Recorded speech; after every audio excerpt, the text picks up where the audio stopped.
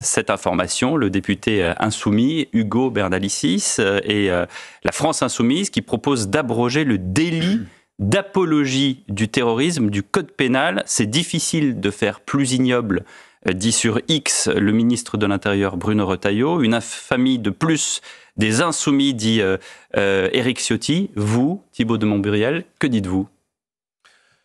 J'en dis que cette proposition qui a été déposée, je crois, par Ugo Bernalicis, mais enfin qui a été co-signée par la majorité, si ce n'est par la totalité du groupe, elle constitue une nouvelle illustration de quelque chose qu'on savait déjà, mais qu'il faut jamais perdre de vue.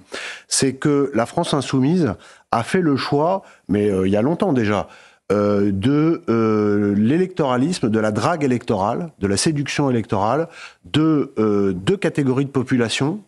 D'une part l'extrême gauche, et d'autre part les sympathisants de l'islamisme. C'est pas nouveau, souvenez-vous de la manifestation de novembre 2019, lorsque Jean-Luc Mélenchon et les membres, et de nombreux membres de la France insoumise avaient défilé à Paris aux côtés de ce qui était alors le CCIF, qui était une organisation qui depuis a été dissoute en raison de ses liens avec le terrorisme et qui s'est d'ailleurs reconstituée à Bruxelles. Et lors de cette manifestation, il y avait des gens qui criaient Allah Akbar et ça n'avait absolument pas l'air de déranger la France insoumise. Donc depuis, de façon extrêmement constante, souvenez-vous de la façon dont Rima Hassan a été mise en avant pendant toute la campagne européenne. Elle était candidate, elle n'a jamais dit un mot ni tweeté une phrase sur l'Europe.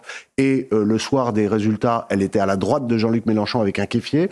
Donc vous avez des signaux plus ou moins discrets, et cette proposition de loi est tout sauf discrète, de la France insoumise pour aller draguer cet électorat. J'ajoute une chose, c'est que dans ce cadre, ça me conforte dans ma conviction qu'aujourd'hui la France insoumise est le seul parti qui est un danger pour la République, et que ce que recherche la France insoumise, par toutes ses attitudes, par ses propositions, par ses provocations, c'est le chaos.